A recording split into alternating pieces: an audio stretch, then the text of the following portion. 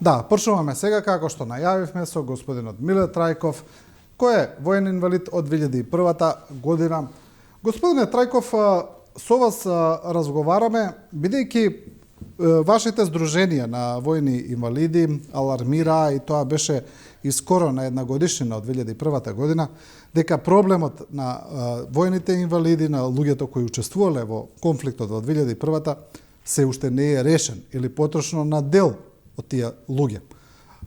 Иако имаме често изјави официјални од луѓе кои ги застапуваат или од страна на властите дека се работи на решавање, дека дел од проблемите се решени, сепак факт е дека 2 децении после конфликтот се уште постојат луѓе кои не се обештетени, меѓу кои сте и вие.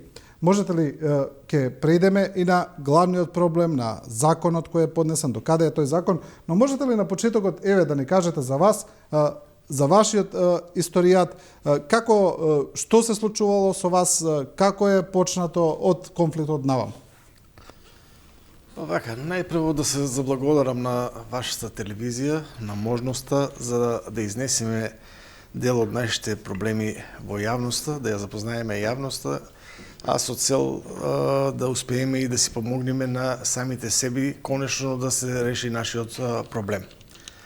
За да имат представа гледачите и да навлеземе постепено во суштината, сакам да кажам неколку збора за мене. Значи, јас сум бил припадник на Министерството за внатрешни работи повеќе од 30 години и по завршувањето на средното училиште за безбедност и општествена самозаштита во 1989 година се вработив за прв пат како полицаец приправник во СВР Штип. Таму останав 6 години, 4 години, се извинувам, за да после 4 години на моје барење бидам префрлен на работа во СВР Кавадарци, исто како полицаец. Во меѓувреме завршив високо образование, магистрирав на студии од областа на безбедноста.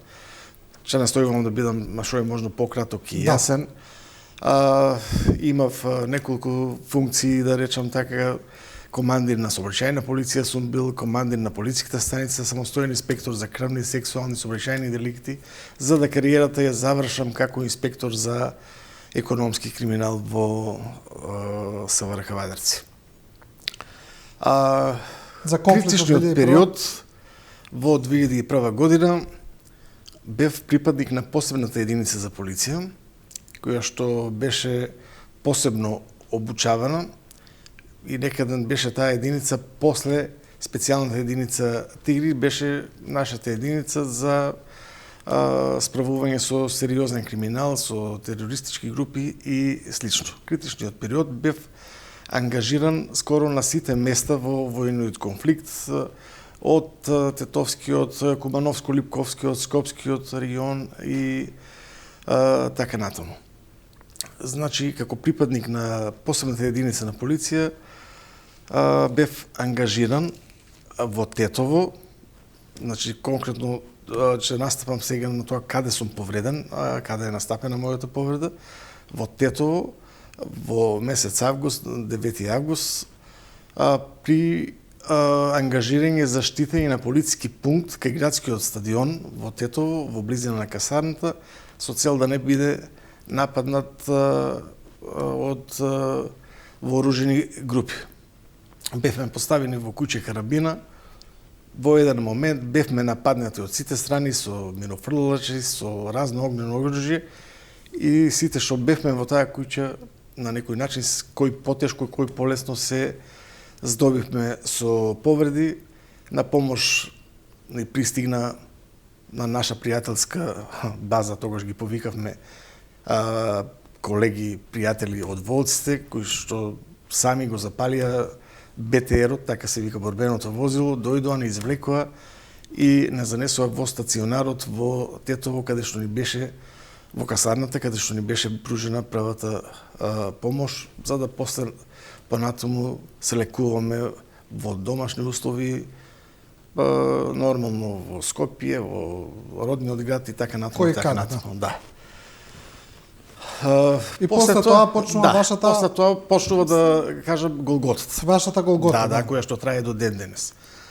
Значи, тогаш со колегите, сите што беа повредени, имаме контакти меѓу себе и секој си кажува, па поднеси документи за ова, оди на оваа комисија, оди поднеси барање до МВР за ова, за она. Така, од моја страна беше поднесено и барање за утврдување на инвалидитет до комисија здравствена во Министерството за труд и социјална политика. И врз основа на моите здобиени повреди, мојата лекарска документација, непосреден лекарски преглед, би беше доделено решение за војен инвалидитет и кој што го носам со себе. И со тоа завршив одредена процедура на утврдување на војен инвалидитет, која што најпрво траеше 1 година, за да после лекарската комисија го даде за постојано тој инвалидитет. После тоа, заради здобиените повреди, некои од колегите гледав дека поднесуваат барање за надомест на материјална и нематеријална штета. За здобиени повреди, болки и така натаму и така натаму. Од кого се бараше тој надомест? Најпрво бевме упатени да бараме од осигурителната компанија. Со писмено барање се обративме до осигурителната компанија. Имавте некакво осигурување, нели? Да. Имавте полис? Да. И осигурителната компанија се одважи како ненадлежна, дека не сме били осигурени по тој основ за да не биде исплатена штета. И вика, барајте си го правото во Министерство, во работодавачот, во Министерството за внатрешни работи, односно во Република Македонија. Од наша страна барањата беа поднесени бидејќи јас бев од Министерството за внатрешни работи, до Министерството за внатрешни работи, оние кои што беа повредени во Министерството за одбрана си поднесуваа таму и да биде иронијата поголема, на некој начин Министерството за одбрана испадна поитро од Министерството за внатрешни работи. Зошто? Затоа што они најверојатно сигурно имали подобна правна служба која што ги советувала за да не се даваат пари по извршители, по адвокати и слично, решија спогодбено да ги обештетат сите повредени. Такви спогодби носам и со мене, каде што се исплатени парични средства, со сумите нема да ги цитирам сега, али има пример тука каде што спогодбено исплатено на мајка на повреден, на сестра на повреден, на дете на повреден, па лично и за повредениот, колку за претрпен дишовен бол, намалена животна активност и слично. И они на некој начин си го решија така проблемот. Ние што поднесовме во МВР, МВР не ни одговори на нашето барање и бевме принудени правдата да ја бараме преку суд. Заради тоа поднесовме тужби до надлежните судови по место на живење и добивме правостепена пресуда за исплата на парични средства, кои што се незначителни, ако ги кажам дури се смешни сумите, и апелација ни потврди тоа. Апелацијниот суд ни го потврди тоа дека сме во право и дека треба да ни биде исплатено. Во меѓувреме политичката ситуација таква стана да некои го негираат тоа, да викаат било не знам какво богатење, не знам што. И правната служба од Министерството за внатрешни работи поднесува документ до судот, бидејќи јас и мои колеги баравме да се изврши таа пресуда. Они бараат предлог, доставуваат до судот за одлагање на извршување. Предлогот им го прифаќа со решение судот и така ние не добиваме никаква сума за и покрај тоа што имаме пресуди. После тоа адвокатите ги доставуваат документите до ваму наму и сето останува само на добра волја. Сега единствена надеж некоја така ни се јави кај нас, тоа што имаше скоро една иницијатива за оние кои што враќале пари, четворица, да не ги враќаат повеќе. Одлука на влада е донесена за прифаќање на исплатен паричен надоместок на припадници на безбедносни сили и како справедлив надомест за нематеријална штета.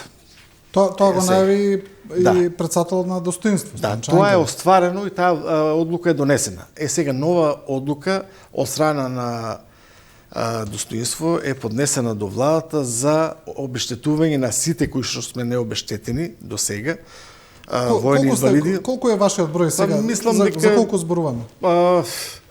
Точната бројка не ја знам, но лесно може да се утврди, макар што тука се манипулира со некоја бројка. Мислам дека се околу 15 семејства на загинати и околу 30 на војни инвалиди. Што не се обештетени? Што не се обештетени, да. Значи со овој предлог сега што е поднесен би требало тие сите да се обештетени. Да. Сето е само сега на добра волја, нема ништо повратно. 2 месеца помина од 9 декември поднесено, се уште нема ништо. Сето е само на добра волја да имаме сознание, стапуваме во контакт ние преку наши луѓе, дали со некој од Министерство за одбрана, со внатрешни работи, и сите викаат да, во право сте, да, ќе биде, ние сме за вас, ова, оно, али сето е само на тапка и на рамо, а на дело нема ништо се уште. Добро, дали со овој сега предлог закон кој е поднесен, и значи тој дефинитивно би требало да го реши проблемот. Добро, за колкаво обештетување зборуваме, бидејќи цело време зборуваме, но за пари, колку пари се тоа што државата би требало да дае, да речеме, има ли некакви проценки? Проценки, какви ќе ги направат? Или барем ние знаеме што им знам. враќале, па морале да ги вратат и така натаму. Ние сме задоволни и да го прифатат, исто како што прифатија за овие четворицата, и да ги прифатат и нашите судски пресуди, кои што ги имаме добиено како справедлив паричен надоместок. Колкави се тие судски пресуди? Па тие се некаде се движат од околу милион денара, тука некаде. Тоа е значи 15.000 евра, да, Да, тука некаде. Сега зависи за кој кога какви повреди има. Да. Некаде не помалку, некаде не повеќе, али сумата е таа отприлика. Значи, имаше некоја најава дека сите ќе бидат обештетени испрема процентот на инвалидитет. Да се одреди некоја сума, например, толку, според инвалидитетот, според процентот, да се исплати сума и така да се реши тој проблем. Значи, ако се сака, може да се реши проблемот, ама очигледно не се сака, а зошто не се сака, стварно не ми е јасно. Имаше во оваа ваша голгота, мислам, кога ќе кажам ваша, мислам на сите тие воени инвалиди и на семејства на загинати, имаше и апсурдни моменти во минатото, кога они, значи државата ги обештетуваше, па потоа бараше да ги вратат парите. Тоа беа, можете ли за тоа да ни кажете, тоа беа навистина апсурдни моменти точно? Да, имаше такви и во претходната влада, кога беше премиер Груевски, и сега имаше такви за останати четворица, и тоа беше стварно апсурдна ситуација, и некој проценил дека тоа било неовластено богатење на тоа. А сето беше само исплатено врз основа на судски пресуди, врз основа на доставена документација за здобиени повреди од страна на секој засегнат. Ама некој го протолкувал тоа така. Добро е што се најде на слух и мислам дека никој повеќе нема такви да враќа пари, дека со овие последните четворица што беа сега пред неколку месеци заврши таа голгота. Сега во голготата останевме само уште ние малкумината што сме семејства на загинати и војни инвалиди. Добро, што ви вели, претпоставам дека на некој начин фронтмен на овие проблеми на бранителите од 2001 година е господин Стојанче Ангелов, председател на Достоинство. Тој е дел и од сегашната актуелна влада. Тој најчесто зборува за овие проблеми. Дали вие, здруженијата ваши, мислам, контактирате со него, што вели во поглед на сега на најновиот предложен закон? Па вака, генералот Ангелов начално се залага за проблемите за решавање на нашиот проблем, посебно за војните инвалиди, за семејствата на загинати. Јас и лично знам дека тој крева телефон на секој, знам дека помага колку може, лично користичи пријателски врски и слично. И он е оптимист, според она што сум контактирал со него и што сме разговарале, тој вели дека ќе се реши проблемот. Сега, јас сум некако скептик во таа работа и додека не се реши не верувам во тоа, него јас како полицаец сум учен да работам во рокови. Да, ќе се реши, ама до кога? Кога? Сега за сега такво нешто нема некоја гаранција, така да он е оптимист, кажува дека ќе се реши. Сега можеби актуелната политичка состојба е таква, ама мене стварно не ми е јасно зошто и кој е тој што не сака да се реши овој проблем. Сепак се работи тука за хумана работа, за социјална работа. Се работи за луѓе кои што биле повредени уште пред 20 години. Се работи за луѓе, за семејства кои што член на семејството изгубили уште пред 20 години. Замислете некој здрав да бил пред 20 години, после 20 години му се нарушува здравствената состојба од старост, од слично. А може да замислите овие семејства како име да бидат без член на семејството, изгубен во цутот на младоста, некој да биде со повреди од пред 20 години, да се лекува и онака тие пари што ги земат, јас верувам дека повеќето ќе ги дадат за лекување и за подобрување на здравствената состојба. Овоа не е некоја голема сума на пари, не е нешто кој знае колку, значи гледаме дека се помага секоја категорија на граѓани, а оваа категорија на граѓаните е оставена на маргините и не сака да им се помогне. Не знам, стварно не ми е јасно и кој е тој. Баш би сакал да разговарам, да видам зошто, што е причината, зошто до сега не. Значи, они успеале до сега, на некој начин, да ги обештетат, не знам таму колку биле повредени и загинати, а овие да останат на маргините, да не, за исти случај, значи, стварно има многу апсурди, за исти случај, исти повреди, исто се, некој да биде обештетен, некој да не биде. Тука испеѓаме и според уставот сите не еднакви. Нели, уставот е највисок правен акт на држава. Да, и навистина, оние луѓе кои се има и потешко повредени ваши колеги, претпоставам дека тие потоа тоа е проблем кој потоа им го на некој начин обележал остатокот на животот. Да. Не само што не можеле да работат нормално, да функционираат, тука се и психичките моменти кои исто така се многу битни и што велите прашање колку тие пари сега можат да бидат и некаква сатисфакција. Но тоа е, има од вашите здруженија уште една, да речеме, критика на начинот на кој што е правено тоа, еве например за тоа барањето на Стојанче Ангелов, дека е поднесено, зошто не се ставени сите во исто барање, дека до сега ќе бил решен проблемот, дека наместо да ги стави сите останати луѓе кои се оштетени, ги ставил само овие четворица што се.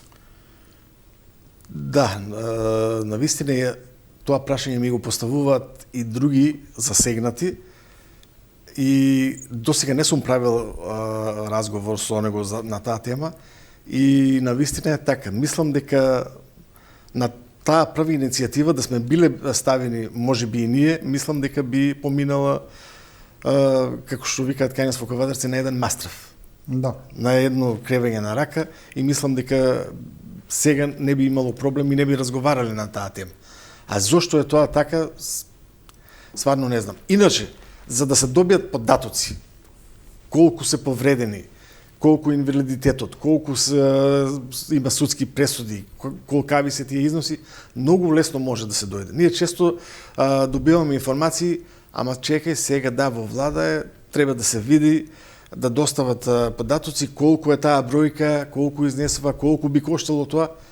Мене да ми речат, за 1-2 дена ќе ги соберам сите податоци за тоа колку луѓе се, колку повреди се, колку би коштало, како Не знам еве овој ваков проблем да има во Кина и да има таму таков проблем како би го решиле со милиони, да речеме, ако има повредени. А тука за 30 на луѓе да не може да се утврди, а многу лесно може. На Facebook да напишеш дајте ми информација или да рок некој да се определи сите да се јават кои се повредени, како мислам дека многу лесно може да се добие таа информација.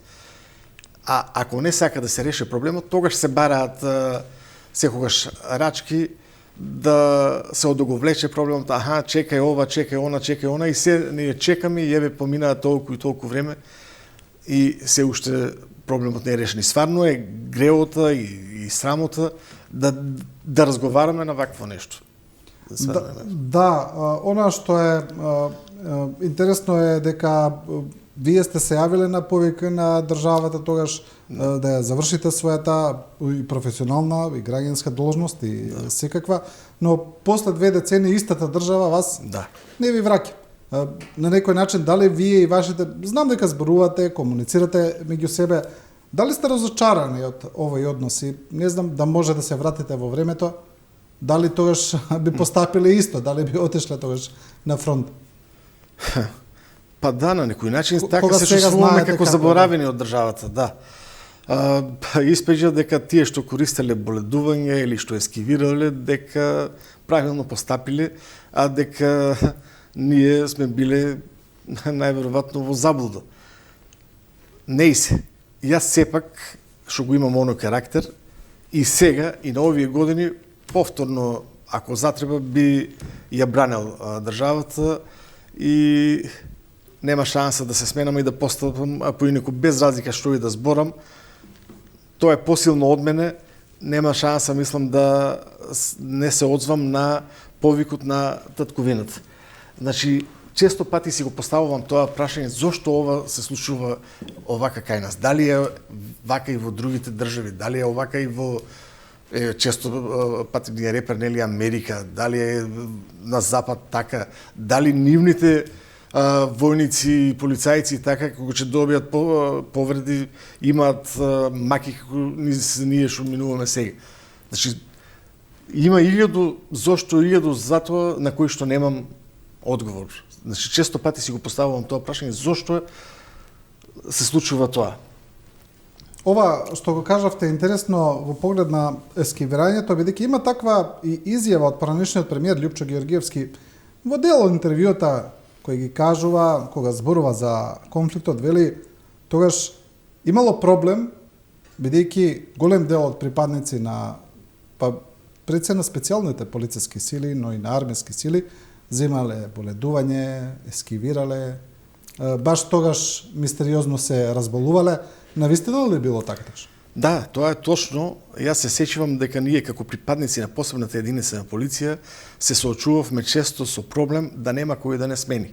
Да бидеме со месеци на терен и да нема кој да не смени. Да ни биде обечено, знаеш, да, ќе дојдат, тоа може и психички така држеле да бидеме стабилни, ќе дојдат сега да, а ние сите сме били тогаш со семејства, со мали деца, едва чекаш да одиш да ги видиш, вамо во меѓувреме ти гинат луѓе, гледаш ово, она, едва чекаш да се вратиш дома и со тој проблем, да, се соочувавме на терен. Знам дека немаше кој да не смени и наместо да си дојдеме за 1 месец, ние сме си иделе после 2-3 месеца. Знам, поготово на почеткот се соочувавме така со многу проблеми. Сега е така ми текна една случка на Танушевци кога бевме. Беше ладно, како денешниот ден, еден ветер дуваше. Колегите бевме принудени еден до еден да се доближиме и да се топлиме така на тој начин. Значи, се уште тогаш не ни бевме свесни дека ќе има вооружени действија, дека така ќе се развие конфликтот. Се уште мислевме дека за 2-3 дена ќе си одиме, како и претходно што сме оделе на акции, знаеш, завршува акцијата и си одиш, ама тука малку се разви ситуацијата и почна да трае со денови. Значи, немавме тогаш ни, да речам, дзиври, ни подкошули, ни ништо. Бевме принудени еден со еден така да се топлиме. И овие што биле сега, ако ме гледаат, ако ме слушаат, баш што му текнат на таа случка, дека стварно така беше. И едве чекав да дојде колегата така да се стоплам. Значи, постоеше опасност и од премрзнување и од се, ама важно издржавме, али не се надевавме дека ќе не идеме после на овакви проблеми да ги имаме банални. Добро, ајде тогаш ще за крај да се надеваме дека сега со овој поднесен предлог закон дека конечно ќе се реши ова прашање, велите чекаме околу 2 месеци, ајде да видиме еве и после овој јавен настап и еден апел до владата, да видиме дали ќе се реши и конечно после 2 децени, барем веќе да не зборуваме за обештетување на луѓето од 2001. Да се надеваме и уште еднаш да ви се заблагодарам на можноста да го изнесеме нашиот проблем и се надевам дека конечно најбрзо што може ќе биде решен овој проблем, дека ќе најде на разбирање и дека конечно ќе заврши оваа голгота и дека нема ни да се повтори во идење на никој. Ви благодарам, Миле Трајков, воен инвалид од 2001 година. Останете со нас, одиме со едни кратки реклами и продолжуваме со професорот Михал Гаревски за земјотресот во Турција и во Сирија, се разбира.